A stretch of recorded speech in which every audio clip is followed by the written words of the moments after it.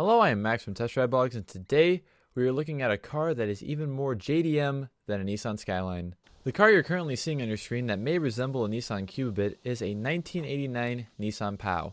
You may be wondering, if you're American like me, what exactly is a Nissan Pao? Like I said, it kind of looks like a Nissan Cube, which basically, I guess it would be the predecessor of the Nissan Cube. Basically, the Pao is a front-wheel drive cube that goes on the road.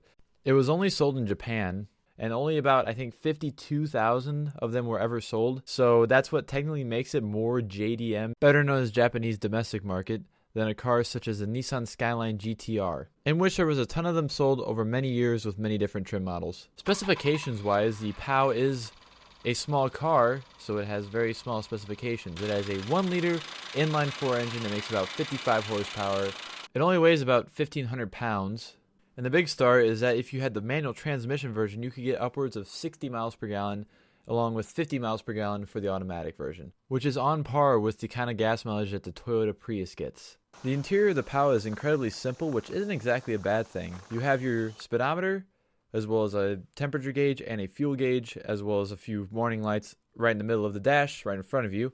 A few various switches for lights and whatnot, as well as your climate control and radio in the center of the dash. I happened to notice that the radio had an indoor and outdoor setting, which I never actually tried myself because I didn't notice it at the time I was actually driving the car.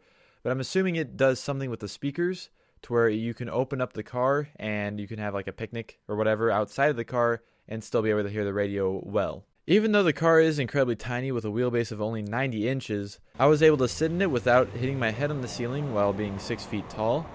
And it was extremely nice to drive.